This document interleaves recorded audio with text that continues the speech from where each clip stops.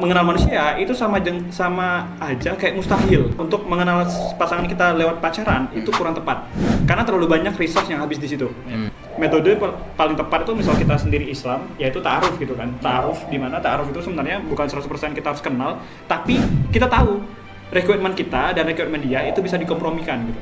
Bisa kita merge gitu antara dia dan kita gitu.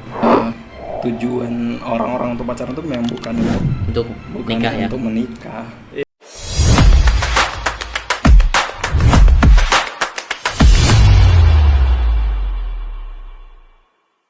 Halo semuanya, selamat datang kembali di podcast Arah Balik. Teman-teman Super Gang, kita ketemu lagi kali ini di episode 10. Teman-teman semuanya, hari ini kita bakal membahas sesuatu yang teman-teman tahu. Di samping gua ada dua orang yang emang udah waktunya, udah fasenya untuk pembahasan ini. Jadi kita membahas ini, membuat Tadi ini. gitu, gak ada kayak gitunya lu. Jadi dua orang ini Direncanakan karena persiapan mereka, jadi kita membahas ini. Siapa?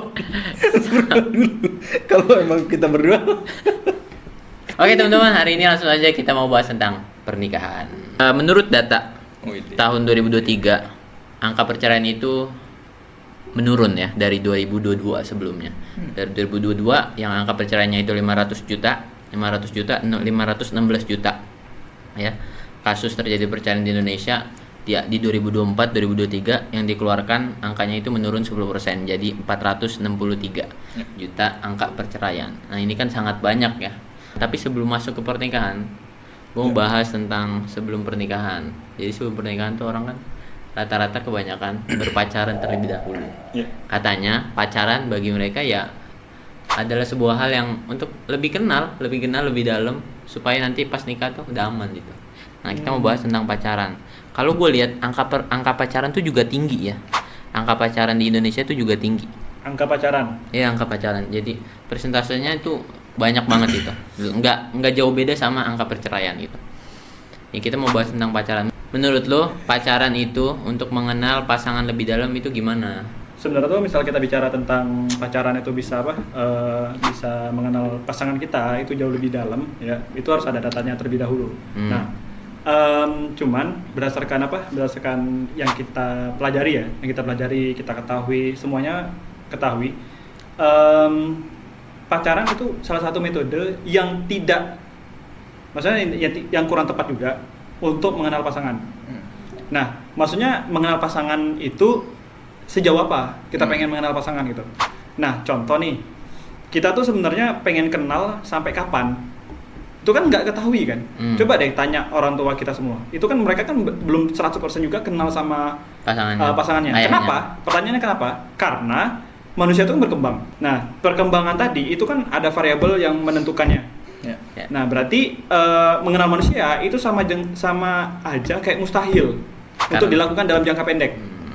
Jadi pernikahan itu untuk mengenal pasangan kita lewat pacaran itu kurang tepat karena terlalu banyak resource yang habis di situ. Nah, contoh terutama tuh yang paling banyak miss di situ yaitu perempuan.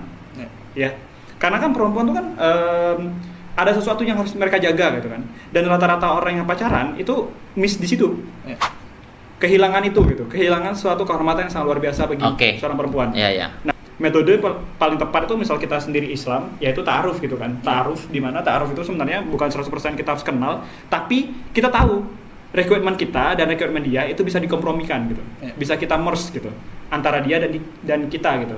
Nah, untuk kita mengenal tadi ya udah dalam proses tadi, sambil mengenal, sambil kompromi gitu kan. Berarti kalau bagi lu sendiri pacaran adalah metode yang salah. Iya. Kalau bagi lu sendiri nih. Kalau misal kita langsung masuk ke Islam kan mungkin ada orang yang bilang nggak logis segala macam. Emang benar ada case di mana orang yang pacaran itu dia jauh lebih kenal. Tapi kan itu kan nggak semua orang works gitu kan. Dan itu jauh lebih banyak yang tidak works-nya daripada works-nya gitu. Tapi juga ta'aruf nggak semuanya. Betul, sama-sama. Cuman kita paling meminimalisir dan itu paling menguntungkan bagi seorang perempuan. Karena dia pasti dapat orang laki-laki yang pantas untuk pantas untuk dia lah gitu, karena dia udah berani untuk datang ke orang tua, udah berani untuk bilang kalau dia pengen nikahin segala macam. Sebelum masuk ke tahap itu kan dia udah melalui banyak hal kan, benar-benar finansial segala macam, pertimbangan walaupun nggak semuanya, tapi ini betul, kita bicara tentang kita bicara tentang fakta lah gitu ya. Jadi tidak menyimpulkan bahwa semua orang yang ta'aruf itu kenal lebih dalam daripada orang yang pacaran gitu. Nah, cuman yang perlu kita perhatikan kalau kita muslim, sebagai seorang muslim ya kita wajib untuk mengikuti aturan dalam Islam gitu. Benar. Nah, ya udah, misal kata Allah nggak boleh ya nggak boleh. Ya. Kalau aku simpel itu, ya kata Allah boleh ya boleh, gas.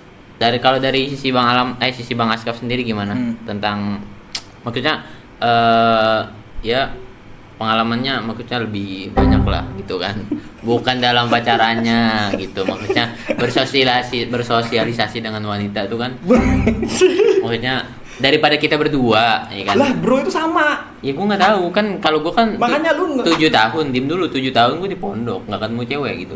Ya, kalau lu kan internet katanya introvert, ya kan? Introvert kan lu, ya kan? Bahkan lu cuma ngomong aja 24 jam sama manusia cuma 1%, sisanya sama AI kan, kalau lu itu, ya kan?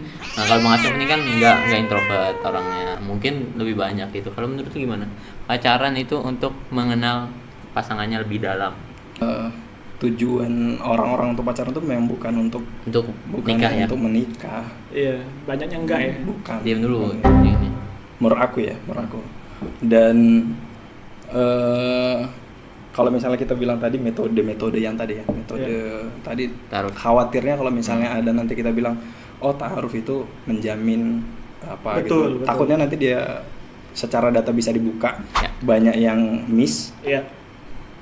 Pada akhirnya nanti yang disalahkan adalah metodenya. Metodenya bukan gitu. orangnya ya. Bukan orangnya gitu. Jadi ya, dan juga apa ya? Kalau misalnya itu tadi balik lagi ke pacaran itu bukan untuk menikah kayak gitu. Itu untuk orang-orang yang emang mau main aja gitu. Mungkin nafsu juga ya, syahwat ya. Itulah. Itu juga termasuk. Oh, jadi kalau menurut lu bukan sih. Kalau emang dia kalau serius emang mungkin serius ya nggak dipacarin ya langsung. Iya. Langsung datang bisa ya. Nggak tahu ya gimana ya, maksudnya kayak gimana kalau kasih komitmen lah, kasih kepastian aja sih. Gue bakal nikahin lu tanggal sekian, bulan sekian. Oh, itu yang udah lu lakuin ke. Iya. Oke, berarti lu ada bukti nggak? Ya, enggak. Fitnah berarti. Oh, Fitnah. Emang gua ngomong apa? Apa lu ngomong apa tadi? Niat lu ngomong apa? Coba tanya hati lu. Coba ngomongnya ngomong apa? Ayo. Enggak.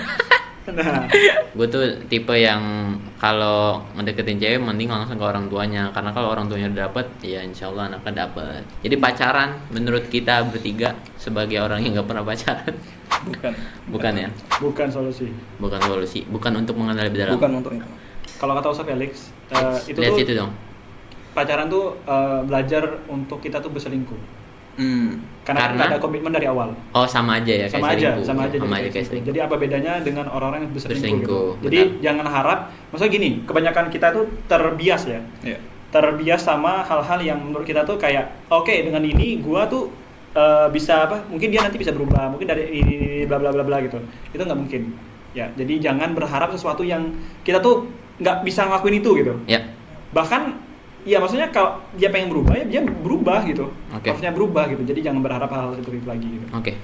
Jadi itu tentang pacaran, kita langsung masuk ke fase setelahnya, yaitu tentang pernikahan. Nah, kalau kita mau bahas tentang pernikahan nih, ada 4 hukum pernikahan. Jadi Masya Allah. Iya, ini gue sedikit apa yang gue pelajari nih kan. Kayak so speed. Bukan. Nah, jadi ada 4 hukum. Jadi nikah itu menjadi wajib, sunnah, makruh, haram itu ada waktunya gitu. Masya Allah. Jadi wajib itu Gimana Ustaz? jangan gitu dong. Laki-laki loh. Iya. Saudara laki-laki. Ya udah iya. Ayo Ustaz. Jadi wajib itu ketika kita mampu secara finansial, ya kan? Kita mampu secara finansial dan kita itu memang sudah nggak bisa menahan syahwat kita. 2. Nah, itu 2 aja itu. 2 aja. Okay. Jadi kenapa? Yang pertama finansial, maksudnya finansial ini fisik segala macam lah, itu kita udah siap, udah ready. Oh, finansial itu fisik. Bukan. Secara fisik dan finansial maksudnya.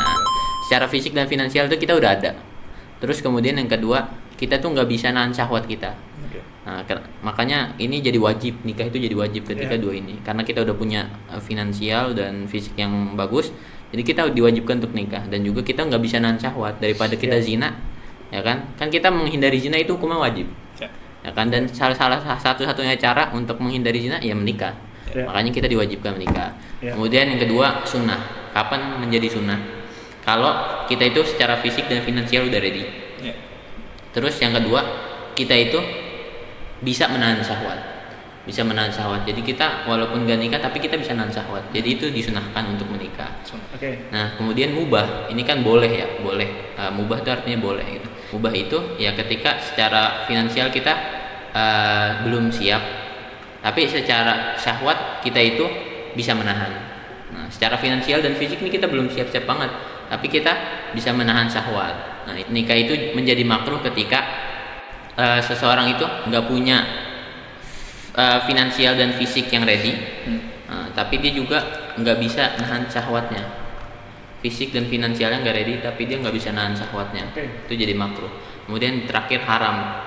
Jadi nikah itu bisa jadi haram ketika kita itu niatnya salah. Jadi menikah untuk menyakiti, menikah untuk menzolimi, menikah untuk hal-hal yang nggak baik gitu, bukan yang pada tujuannya, bukan untuk melengkapi agama. Itu menjadi haram ketika kita nikah dengan niat seperti itu. Kemudian secara fisik dan finansial kita emang juga nggak siap gitu, tapi pengen banget nikah. Nanti kan jatuhnya kita malah ngezolimin si wanita. Jadi itu jadi haram.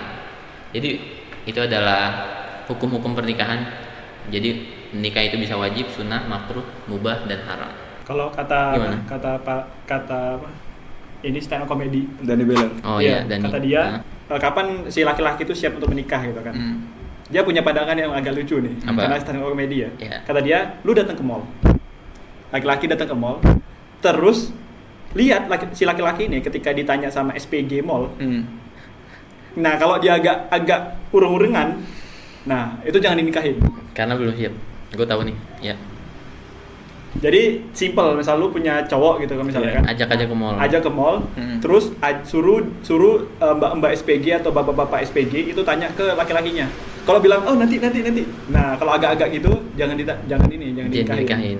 Maksudnya itu belum siap secara finansial. Oh. Tapi dari jokes ininya, stand up comedy. Berarti dia udah pacaran.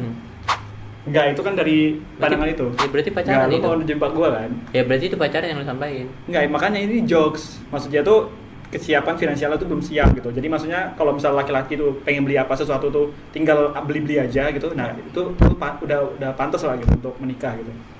Jadi kan kalau misal jadi mubah tadi kan. Ya, Jadi ya.